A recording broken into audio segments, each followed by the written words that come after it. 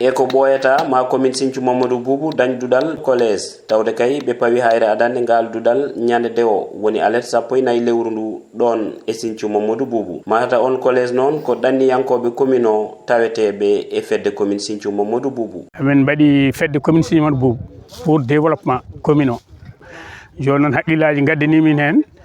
yo yimɓe ƴettu aidi maade ɗo collège to sukaɓe janggi ko lewru foof min mbi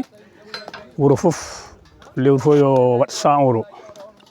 Bon min mbaɗa noon fodde dumuna e min puɗɗori ko ɗon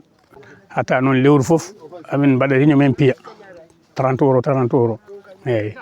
ɗum woni fondement o. So ɗe golle joofi ma fofti no feewi jinnaɓe sukaɓe jangoɓe ɓe saabu won hen ina jaaha kilométre uji kewɗi ngam yettade collège. ɗum so waɗama ma foftin yimɓeɓe e tampere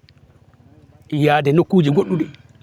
ɗo joni guure kewɗe nen ɗo pirli sukaɓe munen mbawi janggude ɗo joftoyo galleji munen taw wona tampere gari joni a itat ɗo ɓi a nawa ɗum Tamba walla nawa ɗum Goudiri walla nawa ɗum Dakar a dépissonna ɗum toon aɗa yoɓan ɗum toon to leeli aɗa yoɓan tum ñamde muɗum so wonti noon ko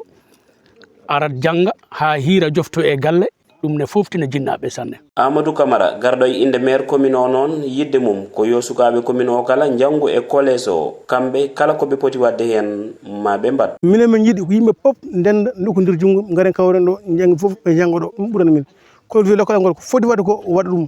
par ce que wona ɗum yimɓe mbaɗi disparaître encore tampinade collège local o ɓe kucci Goudiri ɓe kucci Tamba ɓe kucci Gangor sa waɗi appui wota appui wonɓe ɗo ɓe heeɗitoɓe kadi jiiye koye mum ɓe kañum keeɓani alors sa waɗi okki appui commission Boubou tan e nder collection Boubou mbatta appui ko wonɓe ɗo ɓe ko ɓe mbatta bénéficié mo ala ɗo wawa wadde bénéficié e appui ko mbaɗa collection Boubou. Kamɓe terɗe fedde nde ɓe mbaɗi erango e laamu leydi ndi. Mbiyami laamu Sénégal tan ko yo wallu min wallite min e matériel uji wallite min e jangginoɓe so kele so gasi wallite min kadi hay jangginoɓe somin keeɓi ɓe mbawima hanede hay galleji mabɓe galle mabɓe to ɓe goni taw sona vacance ɓe kowata e galleji mabɓe taw so ɓe gari ko ɗon tan ɓe gonata. O saaha ɓe puɗɗori ko maade kalasuji ɗiɗi yide mabɓe noon ko ɗo e duɗe ɗe uddidde yo taw golle ɗe joofi taw sukaɓe commune o yaroɓe e gontolno kala ko ɗon janggata.